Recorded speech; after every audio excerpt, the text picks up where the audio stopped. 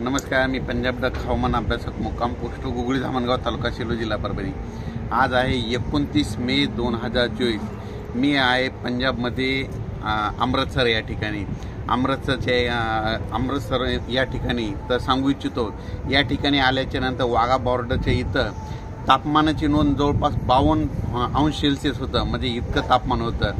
तर हे तापमान आता आज अमृतसर या ठिकाणी नोंदलं गेलेलं आहे। तर तुम्हाला एक सांगू इच्छितो, अशीच परिस्थिती आपल्या महाराष्ट्राकडे देखील अनेक 2-4 वर्षामध्ये उद्भवणार आहे। जोपर्यंत आपण झाडं लावणार नाही तोपर्यंत अशी परिस्थिती राहणार आहे। पण शेतकऱ्याला आता एक अंदाज देतो। तर आज आहे 29 मे 2024।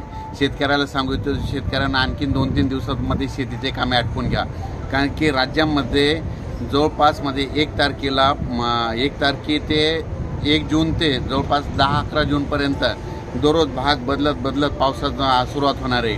म्हणून हा अंदाज लक्षात घ्यायचा।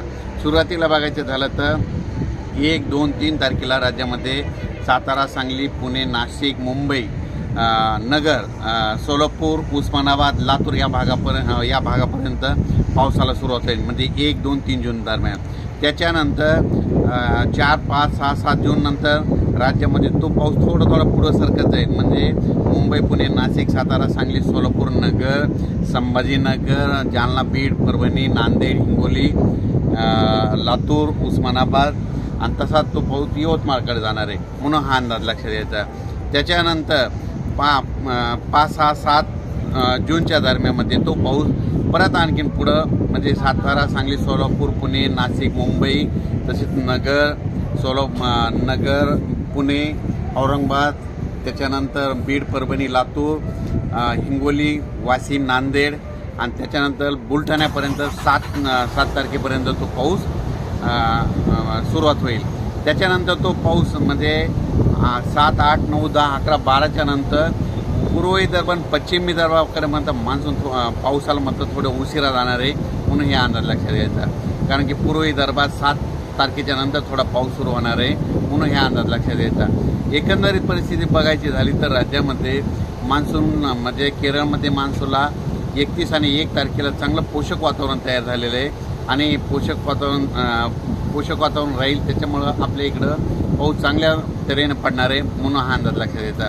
पण परिस्थिती एक सांगू इच्छितो की राज्यात शेतकऱ्याला पाऊस पडल्याच्या नंतर जमिनीमध्ये एक ओल गेल्याशिवाय पेरणीचा निर्णय घेऊ नये, कारण की जोपर्यंत शेतात पाऊस पडल्याच्या नंतर शेतात जायचं, कुदळीमध्ये खोदल्याच्या नंतर जमिनीतली ओल तपासायची, एक जर ओल गेली तर तुम्ही पेरणीचा निर्णय घेऊ शकता।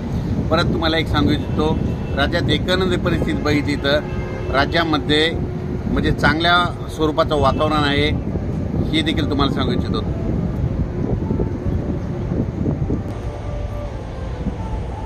राज्यात विदर्भ, पश्चिम विदर्भ, पूर्व विदर्भामध्ये मात्र 7 जूनच्या नंतर पावसाला सुरुवात होणार आहे। म्हणून हे अंदाज लक्षात द्यायचा। पण एकंदरीत राज्यात 1 तारखेला फक्त सातारा, सांगली आणि कोकणपट्टी भागामध्ये पाऊस पडणार आहे। म्हणून हा शेतकऱ्याने अंदाज लक्षात घ्यावा।